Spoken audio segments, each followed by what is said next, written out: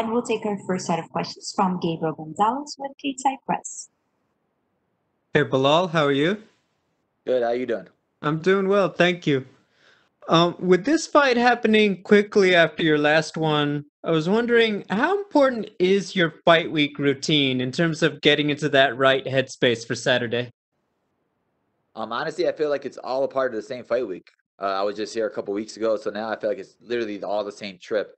Um, I'm actually way more comfortable than I was for my last fight, where there's not as much anxiety just because I was just here. I don't have to overthink anything. I know where to go, the right things to eat, the right people to talk to, and it's just a lot simpler now. I know I'm probably very late to ask this, but I was wondering just what is the story behind your last name on your nickname? Remember the name and just where it came from, why you decided on it. I was always one of those guys where I didn't want no cheesy nickname, one of those weird nicknames, the Palestinian Punisher or the Bulldozer or something weird. I was just like, I want to be one of those fighters that's remembered. I want to be one of those fighters that when you hear my name, you're gonna want to tune into my fights. So I want to have one of those memorable fight nicknames and remember the name. It's a hard it's a hard name to remember too and pronounce. So if people remember, it's easier. Gotcha. Talking about Leon Edwards, I think the general consensus he's not the flashiest guy, but he's been so successful. What do you think it is about his game that just is such a problem for so many guys? He's very consistent. He does the right things good, and he knows how to win. That's the biggest thing that he knows how to do. Whether it's by decision, submission, or knockouts, like he knows what to do to get the win, and he doesn't go out of his lane. So like he's not gonna sit there and throw capoeira kicks or anything crazy like that. He just stays consistent with what he does, and in this game, simple wins. Simple, like Henry Hoof says, keep it simple, stupid. Like those guys that do the right things good, those are the ones that continue to win and become champions. My final question, when I talk to people, a lot of the hardcore fans about this fight, they're always like, it's a battle of two of the nice guys in the welterweight division. You've done all the right things and you're ready for your breakthrough. Obviously, he's been through a lot. For fans who are torn about, man, I don't know who I want to see win this Saturday, what would you say to them? Because it feels like you both have a lot of goodwill going for you guys going into this one. Yeah, there's not no bad blood or anything like that, but like I always say, man, whenever I'm fighting, you should always be rooting for me because I'm the way better guy, the way nicer guy, and I'm a lot funnier than him. And I just have a better personality. Like, who doesn't want to see the funny guy win? But no, I know, like in the end, like I feel like this is gonna be a great fight, and the better man that's gonna come out winning is gonna be the one that's gonna take off next. That's ones that this is a huge fight because the guy who wins this, their life's gonna change because Dana White already promised a title fight to him if he wins spectacularly. So if I win, I'm gonna get that title fight. I'm gonna take that title fight, and then all the people that were torn between me or him, they're all gonna be jumping on this bandwagon. Hey, I hear you. Bilal, thank you for your time and good luck. Thank you. We'll take our next set of questions from Dane Martin with MMA Fighting. Hey, Bilal. I know this fight came together in large part because you were willing to take this fight, whereas some other guys weren't. I don't know the particulars around why Colby Covington isn't in this fight. I know Leon had some things to say about him. I know you're not Colby's biggest fan, but what do you say about guys, like yourself, willing to step into an opportunity like this? Because at the end of the day, Leon is the number 3 ranked guy in the division on an 8-fight win streak. I mean, obviously, this is a risk for you doing it on short notice, but do you think more guys should be willing to take these opportunities? Yeah, I mean, in the end, like we're prize fighters. These guys don't. These guys are forgetting about that, man. When you're sitting there on the smaller circuits and you were dreamed about making it to the UFC, that was your goal is to make it to the UFC. You took any fight that was in front of you. You're willing to fight anybody, and you're sitting there fighting for peanuts. Now that you're in the UFC, you're getting a little more money. Like you're forgetting what you were in this game for from the beginning to be the best, to be the champion, and to be the best, you have to beat the best, and you have to fight the best guys, all the best guys. Everybody's nowadays they're sitting there picking and choosing who they want to fight, the right move, the right mode, right guy to take, the right timing to take the fight. For me, I could beat anybody in this division. I know I'm good enough to beat anybody in this division. I know I could be a champion in this division, so that's why I'm willing to say yes to anybody, So I'm not afraid of fighting anybody. Do you think beyond the short notice factor here, that do you wish that would be in terms of like the matchmaking that you would get these see these kind of opportunities come along more often, like they were going to do with Hamzat had a lot of hype around him, and so they gave him a chance to fight a guy like Leon Edwards. But we do hear a lot of the guys ranked maybe 7, 8, 9 in the divisions. They get kind of angry because it seems like a lot of the top 5 guys don't want to fight them. Yeah, like that's why I said, like even like with Hamza, where people were so mad that he got the opportunity, but it's about riding the wave. It's about momentum in this game. It's about what you've done for me lately. And he was on a 3-fight winning streak, so obviously the UFC is going to push that. For me, I just fought, so this fight makes sense because they're going to want to push it. So if I beat him, they're going to want to push it again, like you saw last year with Gilbert Burns.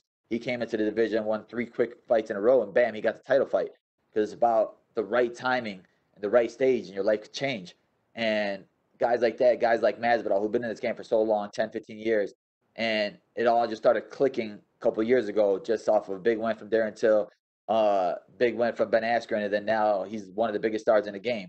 And it's about just staying active, staying in the fans' eyes, and just being that guy that people want to see. So, like, after I win this weekend, they're going to be like, yo, let him turn around again next month. And if they do, I'm gonna be willing to do that because, God willing, I'm healthy. I'm willing to fight because you don't know what's going to happen tomorrow. You don't know if you're going to be injured. You don't know if you're going to be sick.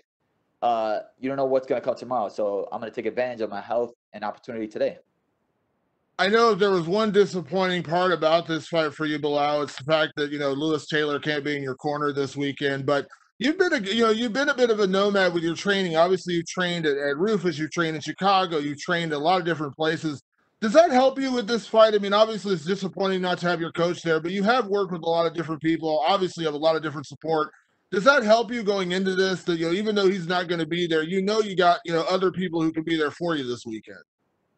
Yeah, of course. He's my right hand man. I love death, but like you said, like I go to a bunch of different gyms. I like getting different looks, learning from some of the best coaches in the world, and just because of the person I am, like respectful. And coaches respect me, they allow me to come to the gym. I've trained and I've learned from some of the best coaches in the world. And that's what I feel my game keeps evolving because I see what these good gyms are doing, these great gyms are doing. I'm learning from him, I'm learning from him, I'm learning from him. So it's like, I'm not just, oh crap, I lost Lou. What do I do now? He was my savior. I need this. Or mentally, I'm weak. I'm mentally the strongest fighter in this division. So this is just another hurdle I got to cross. And the only thing that matters is winning this fight. And he knows that too. So, like, even with me, he's messaging me every day, like, we got the goal. The goal's in front of us. That's all we're worried about. Nothing else matters. These little hurdles, these little ups and downs.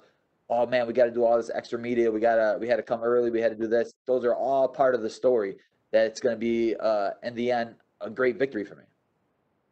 Going into this fight, I'm sure you heard yesterday Dana White said, with an impressive win, Leon Edwards, will get a title shot.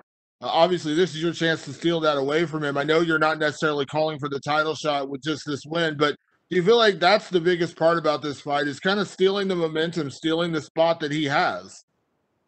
Yeah, exactly. It's one of those where I'm gonna show people who I am. I'm gonna show people that there is another name in this division that Usman has to fight. Like they're talking about him moving up to 85 and being double champ. No, there's still another guy here in this division that you haven't beat yet. He's already beaten Leon, so I understand him not really wanting to do that again, take that fight again. So like once I beat Leon, I'm right there at number 3, and that's new fresh blood in the division. He's beating all them top 5 guys, maybe except for Wonder Boy, but now it's just another fresh name, fresh blood, and fresh personality in that top 5.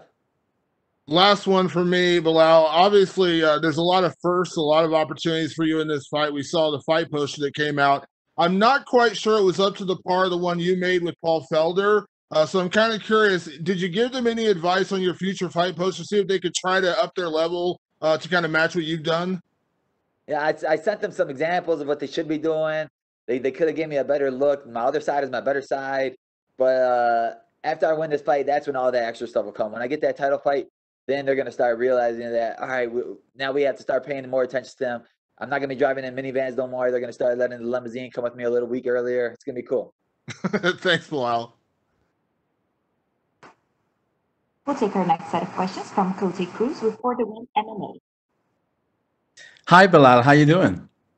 Good. How you doing? I'm doing fantastic, man. Thank you for being here with us.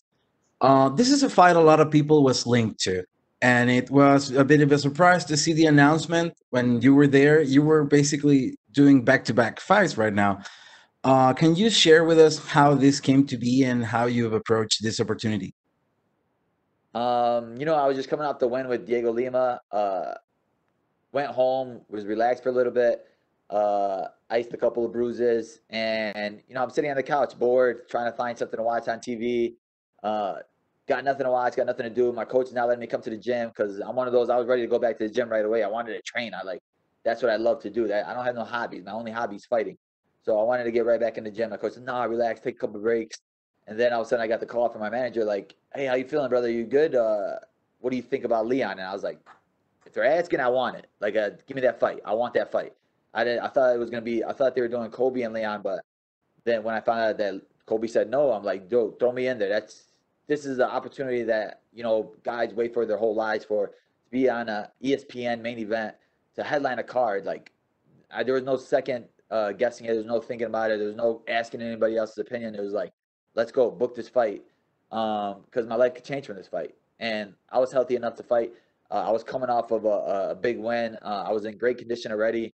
I didn't have to do anything else. I didn't have to go through a long camp. Shorter camps, short notice fights are a lot easier because you don't have to stress about it. I don't have to sit there and watch tape of Leon Edwards and overthink the process. I could just let my instincts do the process for me. Well, you've said that you don't watch that much of a tape and you go by gut when it's time to do battle. What's your gut telling you right now about Leon Edwards? My gut's telling me that I'm going to finish him. It's a 5-round fight. I usually break guys in 3 rounds, and you're going to give me an extra 10 minutes. So that's where I'm going to flourish. I've done one 5-round fight in my life, and I finished the guy in the 4th round. So Leon has never fought anybody like me. He's never had a guy in his face all 5 rounds. So it's going to be one of those things that he hasn't felt in a while. It's been 600 days since he's fought. So it's going to be a rough night for him. Well, you said that you feel really comfortable in the FS in Chicago, even when you train all around the place, right? Preparing under Coach Mike, Coach Alberto, and training alongside big talents such as Yair Rodriguez and my fellow Chilean, Ignacio Bahamondes. Can you describe how this crew has helped you elevate your game for this tremendous opportunity? Man, it's an amazing team, amazing group. We're a small group, but everybody's there to help you. Like, there's no egos in the room. No, like when I have a fight, everybody, the focus is on me. When he has a fight, the focus is on him. And literally, Ignacio Bahamondes is literally the most talented guy I've literally ever trained with. Like, I've trained with some of the best people in the world, fighters in the world, and this guy's so good. And we have the style of, like, kind of what Max Holloway says, where there's no hard sparring. It's all light sparring. It's all getting speed, reaction. Nobody wants to get you hurt. You don't get paid for practice. You can't condition your chin in practices. So, like, working with these guys, seeing their creativity, these guys have been training since they're like 2 years old. You pick up on a lot of new things, new styles, new tricks, and it's been so cool. Even working with Yair Rodriguez, just like little things that he does and how talented you see that this guy really is. You're like, oh crap, man! Like, there's guys like this out there, so you have to step your game up even more. Well, how do you see not just fight against John McDessie going down on April 10th? Man, it's an amazing fight for him. It's a big name, big veteran name. People know him. And he had his coming out party in the Contender Series with that #1 knockout of the year and with that front push kick. So, like I'm saying, people are going to realize now, with this being on ESPN, they're going to see him and they're going to realize that they got a new star here because this kid's literally only 23 years old. He's getting better every single day. And now he's with me right now in my corner, and he's like, every day he's waking up, working out, training. I'm sitting there trying to give him donuts to eat. And he's like, no, I can't. I want to be healthy. And I'm like, this kid's, he's got what it takes to be a champion. Well, you've had a lot of success with your podcast as well. You said that you don't have any extra hobbies, but I disagree. This is a great hobby to have. Congratulations on. Remember the show. Shout out to everybody that watches. It's been a couple of weeks that I couldn't do it just because of the main event, but man, I miss it. We missed it too, man. I appreciate you, brother. Well, congratulations on developing such a fun show. I think it's brilliant, but I do feel for Jason Anik and the amount of times he gets confused with John. Who would you be your 2 dream guests for Remember the Show? My 2 dream guests for Remember the Show is Daniel Cormier and Max Holloway. Cormier already told me he was down. Now I just got to get Max Holloway to come in and let's do it, man. Battle the deadest man on the planet. Yeah, that is the vision of the show, man. Well, best of luck on your fight, Belal. hope you have a great performance on Saturday. Thank you for your time. Thank you, bro. We'll take our last set of questions from Pablo Santamaria with Let's MMA Equity. Hi, Belal. Can you hear me? Yeah, I can hear you. Okay, the first thing I want to ask you is, how do you feel when you find out that you will be the main event? I was excited. It's one of those things where guys could sit here and fight in the UFC for years, 10 years, 15 years. They'll never had that opportunity to be a main event.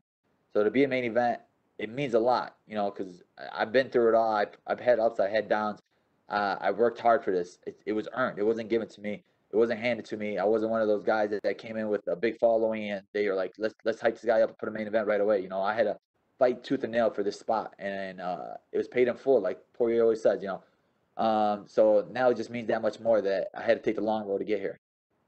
Okay, for sure. And Leon is a well-rounded fighter. Where do you think he is more dangerous at?